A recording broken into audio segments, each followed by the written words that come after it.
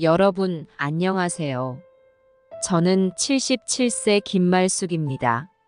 얼마 전까지만 해도 저는 손주들을 돌보는 일이 세상에서 제일 행복한 일이라고 생각했어요. 그 시절이 문득 떠오르네요. 매일 아침 5시면 어김없이 일어났어요. 창밖으로 아직 어둠이 가시지 않은 새벽 공기를 마시며 하루를 시작했어요. 부엌으로 향하는 발걸음이 가벼웠어요. 손주들이 좋아하는 반찬을 준비하며 그들의 밝은 얼굴을 상상하는 것만으로도 행복했거든요. 아이들이 일어나기 전 도시락 반찬을 준비하고 교복을 다림질했어요. 7시쯤 되면 손주들을 깨우러 갔어요. 은서야, 민준아, 일어날 시간이야. 부드럽게 등을 토닥이며 아이들을 깨우는 그 순간이 정말 좋았어요. 잠에서 깬 아이들의 눈동자에서 반짝이는 순수함을 볼 때면 가슴이 뭉클해지곤 했어요. 아침 식사 시간은 우리 가족의 소중한 시간이었어요. 손주들의 학교 이야기, 친구들과의 에피소드를 들으며 함께 웃고 대화를 나눴어요. 가끔은 손주들의 고민도 들어주었어요. 그럴 때면 제가 정말 필요한 사람이라는 걸 느꼈답니다. 학교에 데려다 주는 길은 매일 같은 길이었지만 절대 지루하지 않았어요. 손주들과 손을 잡고 걸으며 계절의 변화를 느끼고 길가의 작은 꽃들도 함께 감상했어요. 손녀 은서가 할머니, 저 꽃 예쁘다. 라고 말할 때면 세상에서 제일 행복한 할머니가 된 것 같았어요. 학교 앞에서 사랑해, 할머니.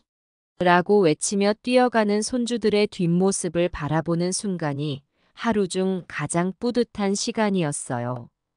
그 작은 등 뒤에 커다란 책가방을 메고 씩씩하게 걸어가는 모습을 보며 잘 자라줘서 고맙다는 생각을 했어요. 집으로 돌아와 손주들의 방을 정리하고 빨래를 하는 동안에도 행복한 마음은 계속되었어요. 옷장에 가지런히 정리된 옷들을 보며 뿌듯해했고 아이들의 장난감을 정리하면서 아이들의 상상력에 감탄하기도 했어요. 오후가 되면 손주들을 학교에서 데려오는 일도 제 몫이었어요. 학교 앞에서 기다리는 동안 다른 할머니들과 이야기를 나누며 서로의 손주 자랑을 하곤 했어요. 그때 나누던 대화가 지금 생각해보면 참 행복한 시간이었어요. 방과 후에는 손주들과 함께 노는 시간이 기다리고 있었어요. 공원에 가서 그네를 밀어주고 미끄럼틀을 타는 모습을 지켜보며 제 마음도 동심으로 돌아갔어요. 가끔은 집에서 보드게임을 하거나 그림을 그리기도 했어요. 손주들의 창의력과 상상력에 매번 놀라웠답니다. 저녁 식사 준비를 할 때면 손주들도 거들곤 했어요. 민준이가 앞치마를 두르고 야채를 씻는 모습, 은서가 조심스레 그릇을 나르는 모습을 보며 얘들이 잘 자라고 있구나 하는 안도감과 뿌듯함을 느꼈어요. 잠자리에 들 때 손주들에게 옛날 이야기를 들려주는 시간도 빼놓을 수 없었어요. 이야기를 들으며 눈을 반짝이는 아이들의 모습에서 미래의 희망을 보았답니다. 그렇게 하루를 마무리하고 나면 비록 몸은 피곤했지만 마음만큼은 그 어느 때보다 충만했어요. 손주들의 웃음소리를 들을 때면 제 나이도 잊을 만큼 행복했답니다. 그 웃음소리에 힘입어 아무리 힘든 일도 이겨낼 수 있을 것 같았어요. 그때는 이 행복이 영원할 거라고 믿었답니다. 시간이 흐르면서 제 행복했던 일상에 조금씩 균열이 생기기 시작했어요. 처음에는 작은 변화였어요. 손주들이 TV 앞에 앉아 있는 시간이 늘어나더니 어느새 그들의 손에는 항상 작은 기계들이 들려 있었어요. 스마트폰이요. 할머니, 유튜브 틀어주세요. 어느 날 은서가 스마트폰을 내밀며 말했어요. 저는 당황했어요. 유튜브가 뭔지도 모르는데 말이에요. 은서야, 할머니는 그런 거 잘 몰라. TV나 보자. 그렇게 대답했더니 은서의 표정이 실망으로 가득 찼어요. 그 순간 제 마음에 작은 상처가 생겼답니다. 민준이도 마찬가지였어요. 할머니, 이 게임 다운로드 해주세요. 하면서 스마트폰을 내밀었어요. 저는 그 복잡한 화면을 보며 어찌할 바를 몰랐어요. 버튼도 너무 작아서 잘 보이지도 않았고 영어로 된 단어들은 더욱 이해할 수 없었죠. 민준아, 할머니가 어떻게 하는 건지 모르겠어. 그렇게 말하니 민준이는 한숨을 쉬더라고요. 할머니는 어른인데 이것도 몰라요. 점점 손주들과의 대화에서 소외되는 느낌이 들었어요. 그들은 유튜버니 앱이니 하는 말들을 주고받았지만 저에겐 그저 외계어처럼 들렸어요. 할머니 이 밈 혹시 봤어요? 하고 은서가 폰을 보여줬을 때 저는 그저 웃음으로 넘길 수밖에 없었어요. 제가 무엇을 봐야 하는지조차 모르겠더라고요. 한 번은 정말 큰 실수를 저질렀어요. 민준이가 학교 숙제를 컴퓨터로 하고 있었는데 제가 실수로 버튼을 잘못 눌러 파일을 지워버렸어요. 할머니, 제가 3시간 동안 한 숙제예요. 민준이의 울부짖음에 저는 어찌할 바를 몰랐어요. 그 순간 제 가슴이 무너지는 것 같았어요. 손주를 도와주기는커녕 오히려 방해가 되고 있다는 생각에 눈물이 났답니다. 밤새 민준이와 함께 앉아 숙제를 다시 했어요. 하지만 저는 아무것도 도와줄 수 없었어요. 그저 옆에 앉아 간식을 가져다 주는 것밖에 할 수 있는 게 없었어요. 그때 처음으로 내가 정말 쓸모없는 존재가 되어가고 있구나 하는 생각이 들었답니다. 스마트폰 사용법을 배우려고 노력도 해봤어요. 복지관에서 하는 스마트폰 교실에도 다녀왔어요. 하지만 젊은 선생님이 빠르게 설명하는 내용을 따라가기가 너무 힘들었어요. 수업이 끝나고 집에 돌아오면 배운 내용의 대부분을 잊어버렸어요. 은서가 저보고 할머니 카톡으로 사진 보내주세요. 라고 했을 때 저는 정말 열심히 노력했어요. 하지만 결국 실패했어요. 은서의 실망한 표정을 보며 제 자신이 한없이 작아지는 것 같았어요. TV를 보다가도 이해할 수 없는 용어들이 나오면 손주들에게 물어보곤 했어요. QR코드가 뭐니? 인플루언서는 무슨 뜻이야? 물을 때마다 손주들은 귀찮아하는 듯한 표정을 지었어요. 점점 물어보는 것조차 두려워졌어요. 밤에 잠자리에 들면서 이런 생각이 들었어요. 세상이 너무 빨리 변하고 있구나. 나는 이 속도를 따라갈 수 없어. 그 생각을 하면 가슴이 답답해졌어요. 손주들과의 거리가 점점 멀어지는 것 같았어요. 그렇게 하루하루 지나면서 제 자신감은 조금씩 무너져 갔어요. 예전에는 손주들에게 필요한 사람이었는데 이제는 오히려 손주들의 발목을 잡는 존재가 된 것 같았어요. 이 상황을 어떻게 해결해야 할지 그때는 정말 막막했답니다. 손주들의 학업을 지원하는 것도 점점 더 어려워졌어요. 예전에는 초등학교 수준의 숙제를 도와주는 게 그리 어렵지 않았어요. 하지만 아이들이 자라면서 상황이 달라졌어요. 민준이가 중학교에 들어가면서부터 본격적으로 문제가 시작됐어요. 어느 날 민준이가 수학 문제를 들고 왔어요. 할머니, 이거 좀 도와주세요. 하면서 문제를 보여줬는데 저는 그 문제를 보자마자 아무것도 모르겠더라고요. 영어와 숫자가 뒤섞인 이상한 기호들, 그래프. 제가 아는 수학과는 너무나 달랐어요. 민준아, 할머니가 이해를 못하겠어. 그렇게 말하자 민준이의 표정이 실망으로 가득 찼어요. 아, 네, 알겠어요. 그러고는 혼자 공부하러 가더라고요. 그 뒷모습을 보며 제 가슴이 아팠어요.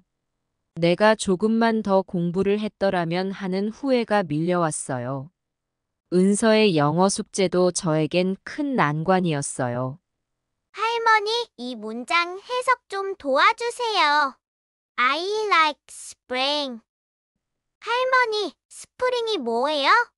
은서가 영어 문장을 보여줬는데 저는 단어 하나도 제대로 읽을 수가 없었어요.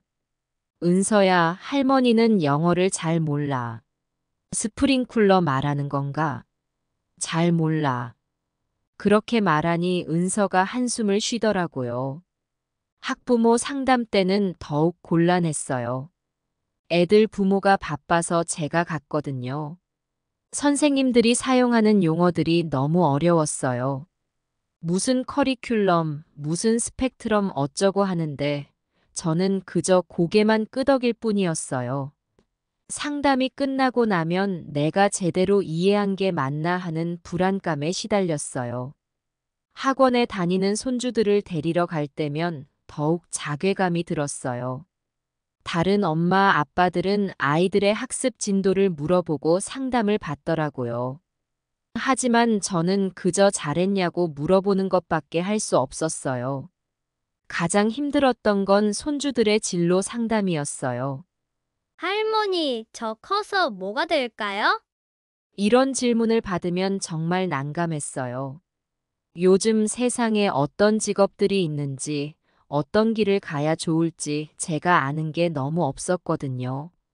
학교에서 보내온 가정통신문을 읽는 것도 힘들었어요. 어려운 용어들이 가득했고 컴퓨터로 뭔가를 해야 한다는 내용도 있었어요. 그럴 때마다 애들 부모에게 전화해서 물어봐야 했어요. 매번 그럴 때마다 제가 손주들에게 도움이 되지 못한다는 생각에 마음이 아팠어요. 시험 기간이 되면 더욱 속상했어요. 손주들이 밤늦게까지 공부하는 모습을 보면서 제가 해줄 수 있는 건 간식을 가져다 주는 것 뿐이었거든요. 할머니, 이거 이해가 안 돼요. 라고 말할 때면 가슴이 찢어지는 것 같았어요. 도와주고 싶은데 방법을 몰랐으니까요. 점점 손주들은 저에게 학업 관련 도움을 요청하지 않게 되었어요. 처음에는 아이들이 스스로 할 수 있게 되었구나 하고 생각했어요. 하지만 나중에 알고 보니 애들은 인터넷이나 학원 선생님께 물어보고 있더라고요. 그걸 알았을 때 제 마음이 얼마나 아팠는지 모릅니다. 이런 상황들이 쌓이면서 저는 점점 자신감을 잃어갔어요. 내가 정말 손주들에게 필요한 사람일까 하는 의문이 들기 시작했어요. 손주들의 미래를 위해 제가 할 수 있는 게 과연 무엇일지 그때는 정말 막막하기만 했답니다. 손주들의 일정이 점점 더 바빠지면서 저는 새로운 어려움에 직면하게 되었어요. 아이들이 어렸을 때는 단순히 학교에 데려다주고 데려오는 것만으로도 충분했지만 이제는 상황이 완전히 달라졌어요. 민준이가 중학교에 들어가면서부터 그의 스케줄은 정말 복잡해졌어요. 아침 7시 30분에 학교에 가서 오후 4시에 끝나고 그 후에는 바로 수학학원, 그 다음엔 영어학원. 집에 돌아오면 이미 저녁 9시가 넘어 있었어요. 주말에도 쉴 틈이 없었어요. 토요일은 과학 심화 수업, 일요일은 체육 활동. 아이가 언제 쉬는지 도무지 알 수가 없었어요. 은서도 비슷했어요. 초등학교 5학년인데도 일정이 빽빽했어요. 방과 후에는 피아노 레슨, 미술 학원, 영어 회화 수업. 저녁을 먹을 시간도 없이 이 학원 저 학원을 옮겨 다녀야 했어요. 이런 빡빡한 일정을 따라가는 게 저에겐 정말 힘들었어요. 아침에 일어나 아이들을 깨우고 아침을 먹이는 것까지는 괜찮았지만 그 이후부터가 문제였어요. 도시락 싸주고 애들 밥 먹자마자 은서를 데려다 줘야 했어요. 그리고 오후가 되면 은서를 이 학원 저 학원으로 데려다 주느라 정신이 없었어요.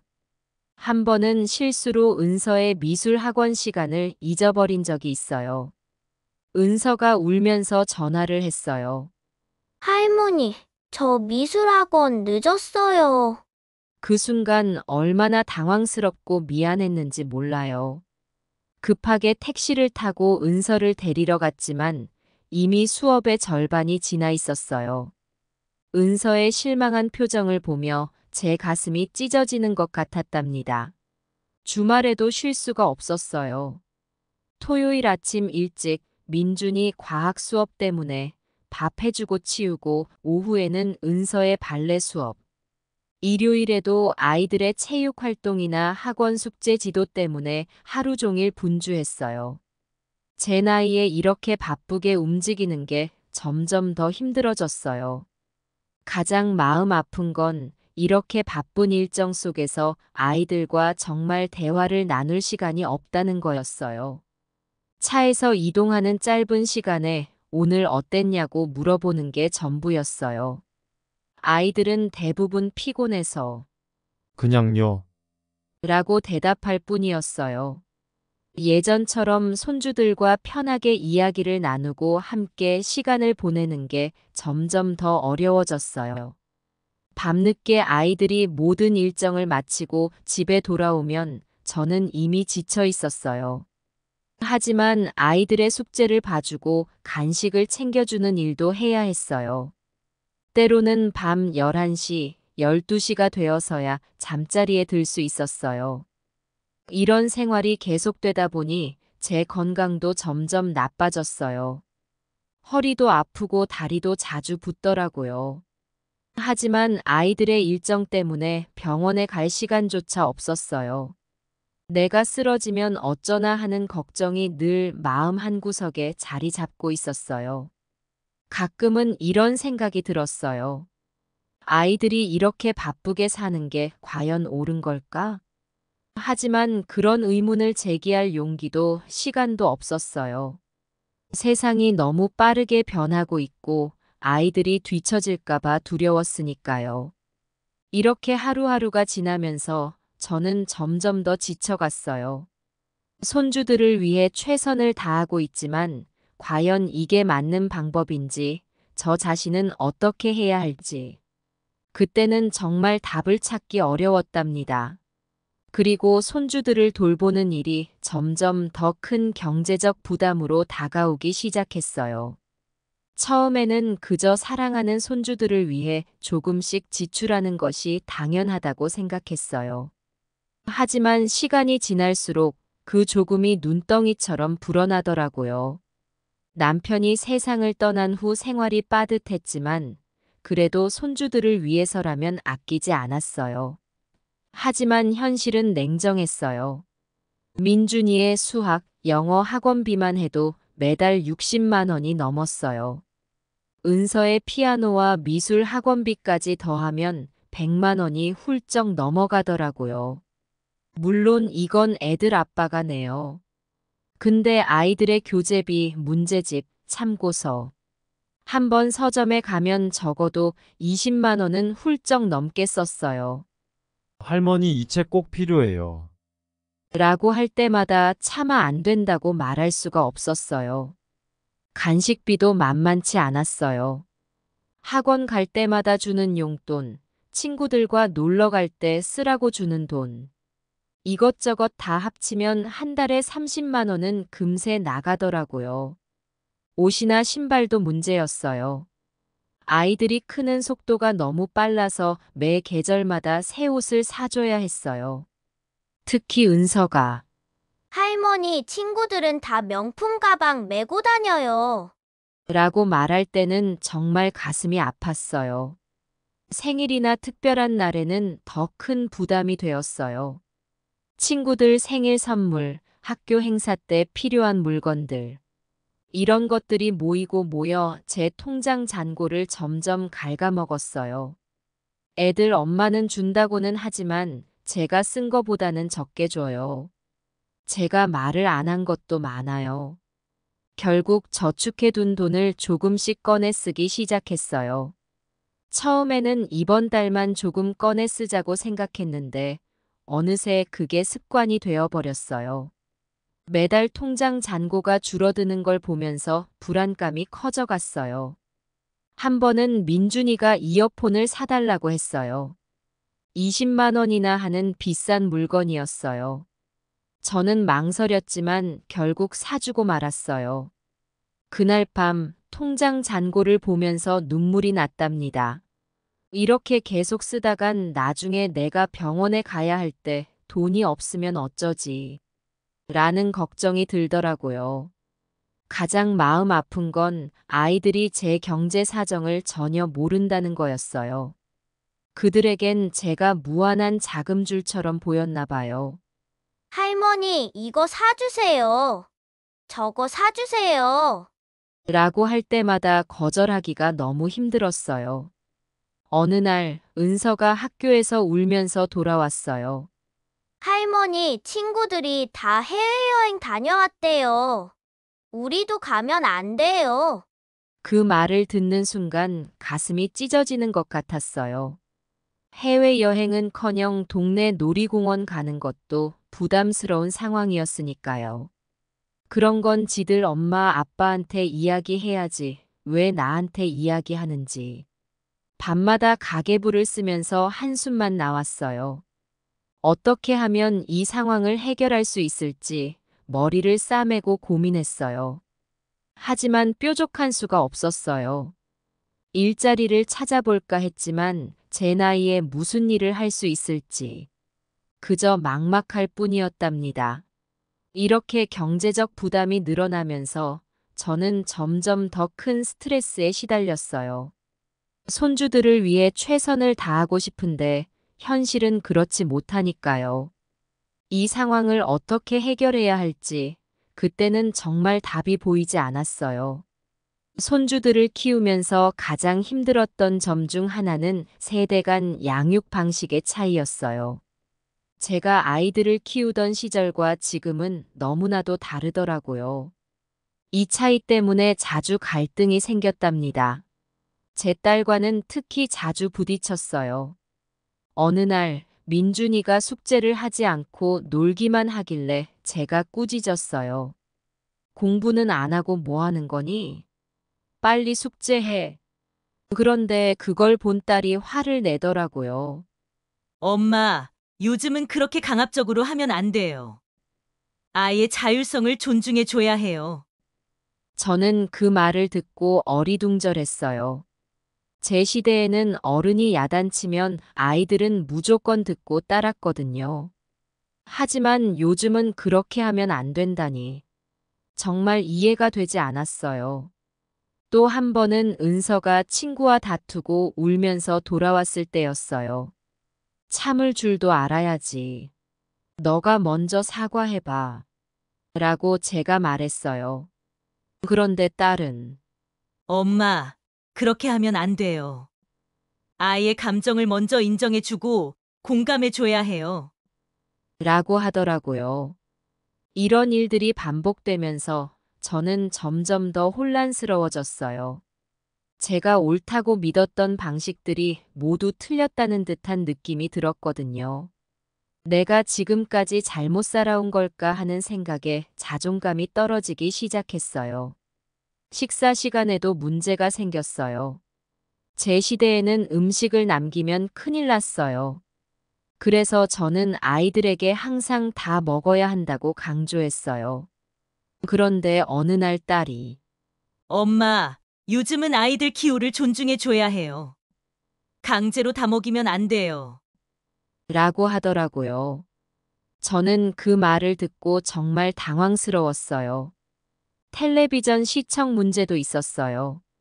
저는 아이들이 TV를 너무 오래 보는 것이 좋지 않다고 생각해서 제한을 뒀어요. 그런데 딸은 요즘은 교육적인 프로그램도 많아요. TV를 통해 배우는 것도 있어요. 라고 하더라고요. 저는 그 말을 듣고 세상이 정말 많이 변했구나 하는 생각이 들었어요. 훈육 방식에서도 큰 차이가 있었어요. 제 시대에는 잘못하면 매를 들기도 했어요. 하지만 요즘은 그런 것들이 절대 안 된다고 해요. 대신 타임아웃이니 논리적 설명이니 하는 방식을 써야 한다더라고요. 저는 그런 방식들이 너무 낯설고 어려웠어요. 학업에 대한 태도도 달랐어요. 저는 아이들이 항상 1등을 해야 한다고 생각했어요. 그런데 딸은 1등보다는 아이가 행복한 게 더 중요해요. 라고 하더라고요. 이런 차이들 때문에 저는 점점 더 주눅이 들었어요. 손주들 앞에서도 자신 있게 말하지 못하게 되었어요. 내가 하는 말이 옳은 걸까? 이렇게 해도 되는 걸까? 라는 생각이 늘 머릿속을 맴돌았어요. 가장 힘들었던 건 이런 차이 때문에 손주들과의 관계가 서먹해진다는 거였어요. 아이들은 점점 저보다는 부모님의 말을 더 신뢰하게 되더라고요. 할머니는 옛날 사람이라 잘 몰라요. 라는 말을 들을 때마다 가슴이 아팠답니다. 그래도 저는 포기하지 않고 노력했어요. 육아 책도 읽어보고 TV 프로그램도 열심히 봤어요. 하지만 새로운 방식들을 익히는 게 쉽지 않았어요. 때로는 내가 이렇게까지 해야 하나 하는 회의감이 들기도 했어요. 이런 갈등과 혼란 속에서 저는 점점 더 자신감을 잃어갔어요. 예전에는 손주들 앞에서 당당했는데 이제는 조심스러워졌어요. 이 상황을 어떻게 해결해야 할지 그때는 정말 막막하기만 했어요. 세대 간 양육 방식의 차이는 결국 가족 내 갈등으로 이어졌어요. 처음에는 작은 의견 차이로 시작했지만 점점 더 큰 문제로 번져갔어요. 특히 제 딸과의 갈등이 심해졌어요. 어느 날 민준이가 학교에서 낮은 점수를 받아왔을 때였어요. 저는 평소처럼 공부를 열심히 하지 않으면 안 돼. 라고 말했어요. 그런데 딸이 갑자기 화를 내더라고요. 엄마, 그렇게 애한테 스트레스 주지 마세요. 점수가 전부가 아니에요. 그 말에 저는 당황스러웠어요. 그래도 공부는 열심히 해야지. 라고 말했더니 딸이 더 강하게 반발했어요. 엄마는 항상 그래요. 옛날 방식만 고집하시고 요즘은 그렇게 키우면 안 돼요. 그 순간 제 마음에 큰 상처가 났어요. 제가 잘못하고 있다는 걸까요? 하지만 동시에 화도 났어요. 내가 지금까지 어떻게 키웠다고. 이런 일이 반복되면서 딸과의 관계는 점점 더 악화되었어요. 작은 일에도 서로 언성이 높아지곤 했어요. 엄마는 왜 그렇게 고집이세요? 너는 왜 엄마 말을 무시하니? 이런 말들이 오갈 때마다 가슴이 아팠어요. 사위와의 관계도 어려워졌어요. 사위는 종종 어머님, 요즘은 그렇게 하면 안 됩니다. 라고 말하곤 했어요. 처음에는 참았지만 점점 그의 말에도 반발하게 되었어요. 너희가 어떻게 키우는지 모르겠다. 내가 봤을 땐 잘못되고 있어. 라고 말한 적도 있어요.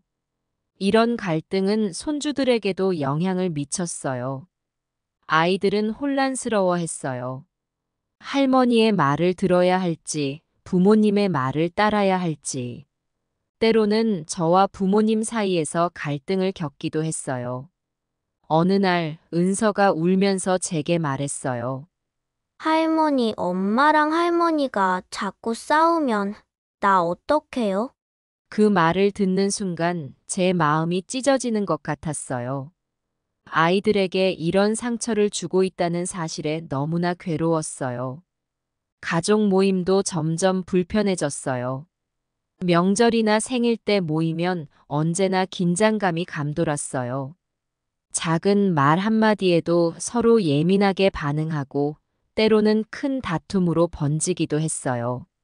한 번은 제삿날에 큰 싸움이 났는데 그날 이후로 모두가 서로 얼굴 보기를 꺼리게 되었어요. 밤에 혼자 있으면 자주 눈물이 났어요. 내가 뭘 그렇게 잘못했지? 왜 이렇게 되었을까? 하는 생각에 잠을 이루지 못했어요. 때로는 차라리 내가 없어지면 다들 편할까 하는 좋지 않은 생각까지 들었어요. 이웃들에게 이런 고민을 털어놓았더니 비슷한 경험을 한 사람들이 많더라고요. 요즘 세상에 시어머니 노릇하기 참 힘들어.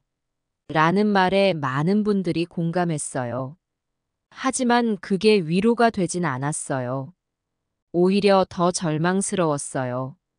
결국 저는 점점 가족들과 거리를 두게 되었어요. 전화도 자주 하지 않고 만나는 횟수도 줄였어요. 그게 서로에게 좋을 거라고 생각했어요. 하지만 그럴수록 제 마음은 더 외롭고 쓸쓸해졌답니다.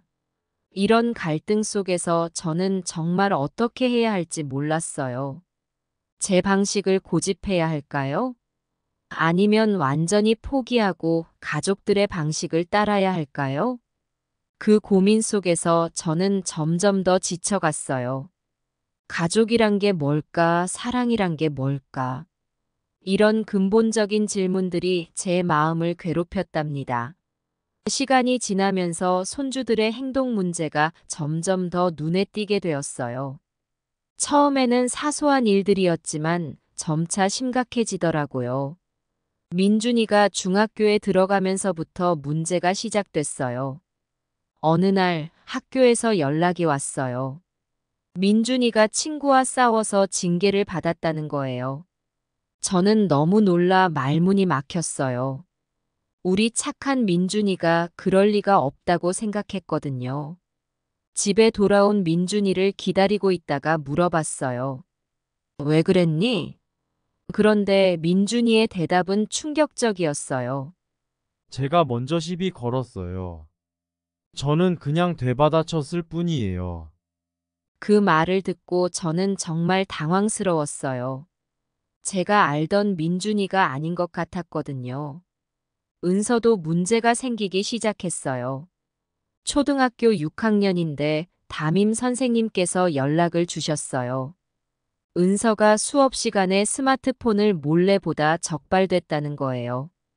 게다가 선생님께 대들기까지 했대요. 저는 그 말을 듣고 정말 놀랐어요.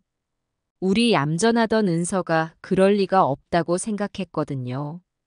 집에서도 아이들의 행동이 달라졌어요. 민준이는 자주 방에 틀어박혀 게임만 하곤 했어요. 밥 먹으라고 불러도 대답이 없었어요. 한 번은 화가 나서 방문을 열었더니 민준이가 저에게 소리를 지르더라고요. 할머니, 내 방에 함부로 들어오지 마세요. 짜증나니까. 은서도 달라졌어요. 전에는 항상 밝고 명랑했는데 이제는 무뚝뚝해지고 말대꾸도 자주 하게 됐어요. 은서야, 숙제는 했니? 라고 물으면 할머니가 왜 간섭하세요? 라고 대답하곤 했어요. 그럴 때마다 제 가슴이 아팠어요. 가장 힘들었던 건 아이들이 거짓말을 하기 시작했다는 거예요. 어느 날 민준이의 지갑에서 돈이 없어졌다며 제게 털어놨어요. 그런데 나중에 알고 보니 그 돈으로 게임 아이템을 샀더라고요.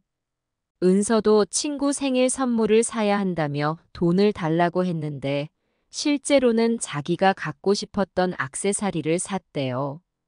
이런 일들이 계속되면서 저는 점점 더 혼란스러워졌어요. 제가 알던 그 착하고 순수했던 아이들은 어디로 간 걸까요? 뭐가 잘못된 걸까? 제가 뭘 잘못한 걸까 하는 생각에 밤잠을 설치기도 했어요.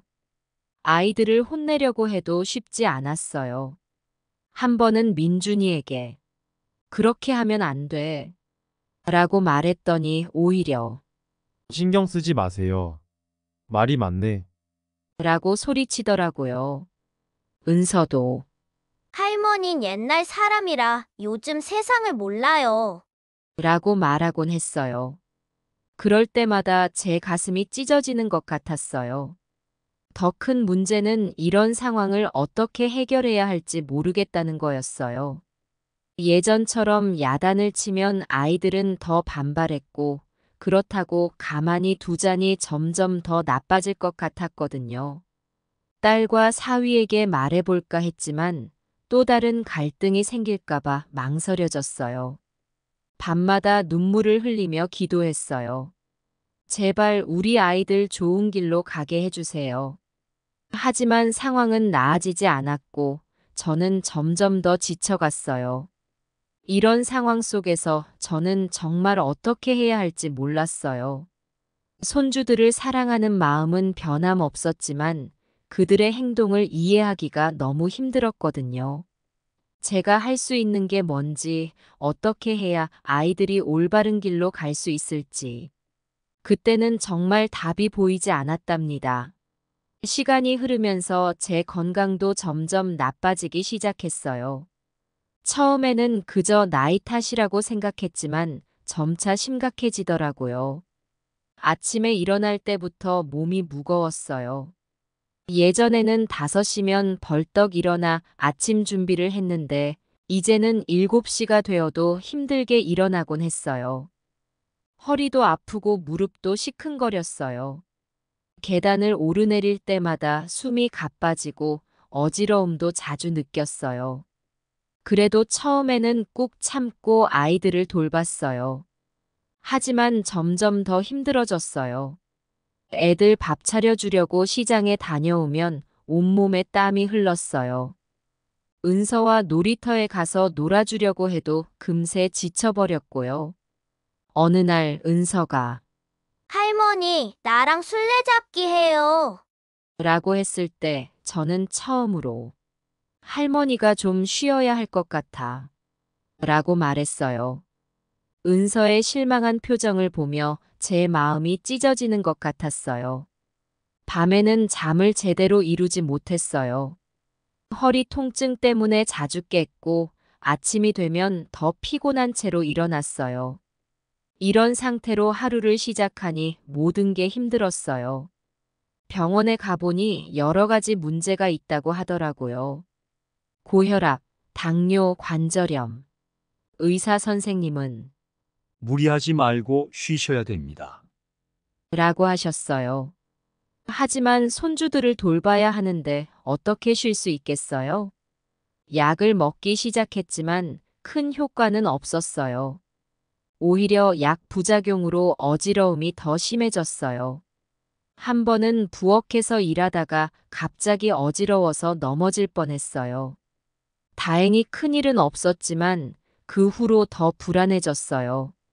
가장 힘들었던 건 아이들 앞에서 약한 모습을 보이는 거였어요. 한 번은 민준이가 할머니 얼굴이 안 좋아 보여요. 괜찮아요? 라고 물었을 때 눈물이 날 뻔했어요. 아이들에게 걱정을 끼치고 싶지 않았거든요. 딸과 사위에게 내 상태를 말하고 싶었지만 차마 입이 떨어지지 않았어요. 그들도 바쁜데 내가 짐이 될까봐 걱정됐거든요. 그래서 계속 혼자 참고 견뎌냈어요. 점점 일상생활도 힘들어졌어요. 장을 보러 가는 것도 빨래를 하는 것도 큰일이 되었어요. 한 번은 시장에 갔다가 너무 힘들어서 중간에 앉아서 쉬어야 했어요. 그때 내가 이제 정말 늙었구나 하는 생각이 들더라고요. 밤에 혼자 있을 때면 자주 울었어요. 이대로 계속 아프면 어쩌지? 아이들은 누가 돌봐? 하는 생각에 잠을 이루지 못했어요. 내가 없어지면 오히려 모두가 편해질까 하는 생각이 계속 들었어요. 그래도 아침이 되면 또 일어나 하루를 시작했어요. 아이들을 위해서라도 힘을 내야 한다고 생각했거든요. 하지만 매일매일이 전쟁 같았어요. 몸은 점점 더 힘들어지는데 해야 할 일은 줄어들지 않으니까요. 이런 상황 속에서 저는 정말 어떻게 해야 할지 몰랐어요. 건강을 위해 쉬어야 한다는 것은 알지만 그럴 수 없는 현실이 너무 괴로웠어요. 손주들을 돌보는 것과 내 건강 사이에서 저는 계속 갈등했답니다. 그때는 정말 앞이 보이지 않는 것 같았어요. 그렇게 힘든 나날을 보내던 어느 날 문득 깨달음을 얻게 되었어요. 제 개인 시간의 필요성을 인식하게 된 거예요. 이 깨달음은 우연히 찾아왔어요. 그날도 평소와 다름없이 바쁜 하루를 보내고 있었어요. 아침부터 손주들 도시락을 싸고 학교에 데려다 주고 집안일을 하고 정신없이 시간이 흘렀어요. 그런데 오후 잠깐 쉬려고 소파에 앉았을 때였어요. TV에서 우연히 노년의 삶에 대한 프로그램이 나오고 있었어요. 프로그램에서 한 할머니가 말하더라고요. 나이 들어서야 비로소 나 자신을 위한 시간의 소중함을 알게 됐어요. 그 말을 듣는 순간 제 마음에 무언가가 와닿았어요. 그동안 저는 손주들과 가족을 위해 제 모든 것을 바쳤어요. 아침부터 밤까지 쉴 새 없이 일했고 제 욕구나 필요는 항상 뒤로 미뤄두었어요. 하지만 그 프로그램을 보면서 문득 생각했어요. 나는 언제 나 자신을 위한 시간을 가져봤지? 그 생각은 마치 눈덩이처럼 커져갔어요. 제가 좋아하는 일은 뭐였는지, 하고 싶었던 일은 뭐였는지 곰곰이 생각해보기 시작했어요. 젊었을 때 꿈꾸던 여행, 배우고 싶었던 취미들, 그동안 잊고 살았던 것들이 하나둘씩 떠올랐어요. 다음 날, 저는 용기를 내어 딸에게 말했어요. 미영아, 엄마는 이제 쉬고 싶다. 처음엔 딸도 놀란 눈치였어요. 하지만 제 상황을 설명하자 이해해 주더라고요. 엄마, 그동안 너무 고생하셨어요. 당연히 쉬셔야죠. 애들 봐줄 사람 구해볼게요. 근데 애들도 이제 다 커서. 어쨌든 고마웠어요, 엄마. 그렇게 해서 저는 제 시간을 갖기 시작했어요. 처음에는 어색했어요. 뭘 해야 할지 몰라 그냥 집에 있기도 했어요. 하지만 점차 제 시간을 어떻게 보낼지 계획을 세우기 시작했어요. 공원을 산책하며 조용히 생각에 잠기기도 했어요. 오랫동안 하고 싶었던 뜨개질도 다시 시작했어요. 이렇게 혼자만의 시간을 보내다 보니 마음이 조금씩 편안해지는 걸 느꼈어요. 제 시간을 가지면서 놀라운 변화가 일어났어요. 손주들을 대할 때 더 여유로워졌고 가족들과의 갈등도 줄어들었어요. 제 자신을 돌보는 시간이 생기니 오히려 다른 사람들을 더 잘 이해하고 배려할 수 있게 된 거죠. 물론 가끔은 죄책감이 들 때도 있었어요. 내가 이렇게 쉬고 있어도 되나 하는 생각이 들 때면 마음이 불편했어요. 하지만 그럴 때마다 스스로에게 말했어요. 나도 행복해야 다른 사람을 행복하게 할 수 있어. 시간이 지나면서 가족들도 변화된 저를 보고 좋아했어요. 할머니 요즘 표정이 밝아 보여요. 라고 민준이가 말했을 때는 정말 기뻤어요. 은서도 할머니랑 이야기하는 게 더 재밌어졌어요. 라고 하더라고요. 이제 저는 제 시간의 소중함을 알게 되었어요. 나를 사랑하고 돌보는 것이 결국 다른 사람을 더 잘 사랑하고 돌보는 방법이라는 걸 깨달았어요. 여러분도 꼭 기억하세요. 우리 모두에겐 자신만의 시간이 필요하답니다. 그 시간을 통해 우리는 더 나은 사람이 될 수 있어요.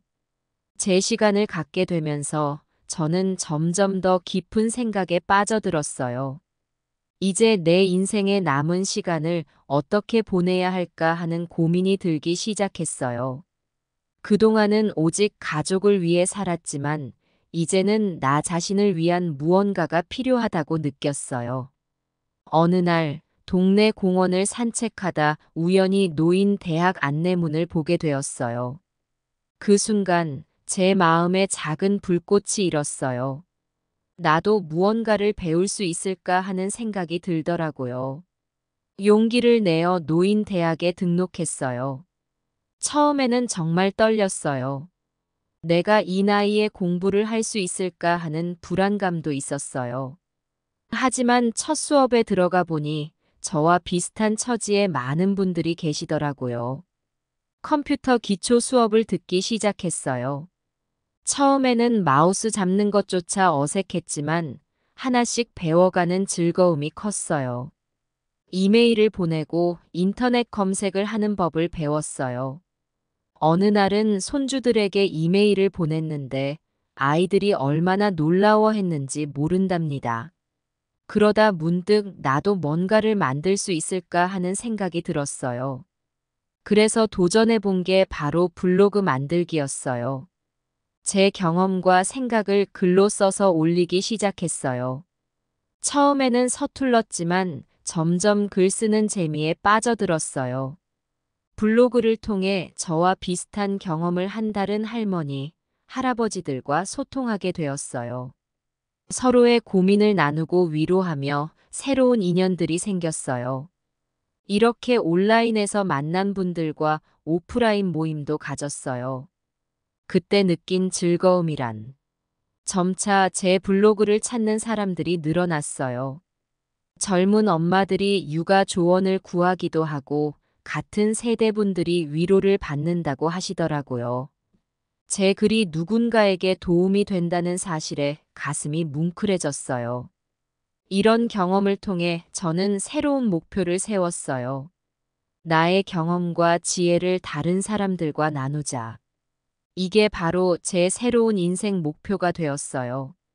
이 목표를 향해 나아가면서 저는 점점 더 활기차고 행복해졌어요. 아침에 일어나면 오늘은 어떤 글을 쓸까 고민하게 되고 새로운 것을 배우려는 의욕이 생겼어요. 가족들도 변화된 저를 보고 놀라워했어요. 할머니, 요즘 정말 젊어 보여요. 라고 은서가 말했을 때는 정말 기뻤어요. 딸도 엄마, 요즘 너무 좋아 보여요. 라고 하더라고요. 물론 아직도 힘든 일은 있어요. 새로운 기술을 배우는 게 쉽지만은 않고 가끔은 체력적인 한계를 느끼기도 해요. 하지만 이제는 이런 어려움도 제 성장의 과정이라고 생각하게 되었어요. 이렇게 새로운 목표를 가지고 살아가다 보니 예전에 느꼈던 외로움이나 무력감이 많이 사라졌어요. 제가 아직도 배우고 성장하고 누군가에게 도움을 줄 수 있다는 사실이 정말 감사하답니다. 여러분도 꼭 기억하세요. 나이는 그저 숫자에 불과해요. 언제든 새로운 목표를 세우고 도전할 수 있어요. 그 과정에서 우리는 더 풍요롭고 행복한 삶을 살 수 있답니다. 새로운 인생 목표를 세우고 나니 자연스럽게 제 사회 활동도 늘어나기 시작했어요. 처음에는 작은 변화였지만 점점 더 큰 의미를 가지게 되었어요. 블로그 활동을 하면서 알게 된 분들과 함께 실버 봉사단을 만들었어요. 우리 나이대의 경험과 지혜를 활용해 지역사회에 도움을 주자는 취지였어요. 처음에는 작은 모임으로 시작했지만 점점 더 많은 분들이 참여하게 되었어요. 우리는 주로 독거노인 분들을 찾아가 말동무가 되어드리고 간단한 집안일을 도와드렸어요. 처음에는 낯설고 어색했지만 점차 보람을 느끼게 되었죠. 특히 우리를 반갑게 맞아주시는 어르신들의 미소를 볼 때면 가슴이 따뜻해졌어요. 동네 도서관에서 할머니의 옛날 이야기 프로그램도 시작했어요. 어린 아이들에게 우리가 살아온 이야기를 들려주는 거였어요. 아이들이 눈을 반짝이며 듣는 모습을 보면서 우리의 경험이 얼마나 소중한지 다시 한번 깨달았어요. 지역 복지관에서 컴퓨터를 가르치는 봉사도 시작했어요. 제가 배운 걸 다른 분들에게 알려드리는 거죠. 선생님, 덕분에 손주랑 영상 통화할 수 있게 됐어요. 라는 말씀을 들을 때면 정말 뿌듯했어요. 이런 활동들을 하면서 새로운 인연들도 많이 생겼어요. 다양한 배경을 가진 분들과 만나 이야기를 나누면서 제 세계관도 넓어졌어요. 젊은 세대와 소통하는 기회도 많아져서 세대 간 이해의 폭도 넓어졌어요. 특히 기억에 남는 건 지역 축제 때 우리 실버 봉사단이 부스를 열었던 거예요. 우리가 만든 수공예품을 판매하고 그 수익금을 기부했어요. 축제장을 찾은 많은 분들이 우리의 활동에 관심을 보이고 응원해 주셨어요. 그때 느낀 성취감은 정말 컸답니다. 이런 활동들을 하면서 제 삶의 질도 높아졌어요. 매일 아침 일어나면 오늘은 어떤 활동을 할지 기대가 되고 밤에 잠들 때는 뿌듯함을 느끼게 되었어요. 피곤할 때도 있지만 그 피로감이 오히려 행복하게 느껴졌어요. 가족들도 제 변화를 긍정적으로 봐주었어요. 딸은 저에게 엄마, 요즘 정말 행복해 보여요. 저도 엄마처럼 늙고 싶어요. 라고 말하더라고요. 손주들도 우리 할머니는 멋져요. 라며 자랑스러워 했어요. 물론 모든 게 순탄하지만은 않았어요. 가끔은 체력적인 한계를 느끼기도 하고 새로운 환경에 적응하는 게 힘들 때도 있었어요. 하지만 그럴 때마다 저를 응원해주는 많은 분들 덕분에 힘을 낼 수 있었어요. 이렇게 사회 활동이 늘어나면서 저는 제 삶에 더 큰 의미와 목적이 생겼다고 느꼈어요. 단순히 시간을 보내는 게 아니라 누군가에게 도움이 되고 사회에 기여한다는 생각에 가슴이 뿌듯했어요. 여러분도 꼭 기억하세요. 우리 나이에도 얼마든지 사회에 기여할 수 있어요. 오히려 우리의 경험과 지혜가 큰 도움이 될 수 있답니다. 용기를 내어 한 걸음 내딛어 보세요. 그 걸음이 여러분의 인생을 더욱 풍요롭게 만들어줄 거예요. 이렇게 제 삶이 변화하면서 손주들을 더 이상 매일 돌보지 않게 된 것에 대해 많은 생각을 하게 되었어요. 처음에는 죄책감도 들고 걱정도 되었지만 지금은 이게 우리 모두에게 좋은 선택이었다고 믿어요. 아이들은 이제 전문적인 돌봄과 교육이 필요한 나이가 되었고 저 역시 제 삶을 살 필요가 있었죠. 물론 가끔 보고 싶고 그립지만 오히려 이렇게 떨어져 있음으로써 서로를 더 소중히 여기게 된 것 같아요. 이제는 질적으로 더 좋은 시간을 함께 보내고 있어요. 아이들과 만날 때마다 서로의 변화와 성장을 느끼며 더욱 깊은 대화를 나눌 수 있게 되었답니다. 이것도 우리 가족이 함께 성장하는 과정이라고 생각해요. 제 이야기 들어주셔서 감사합니다. 모두 노년의 삶을 위해 행복한 노후 보내시길 바랍니다.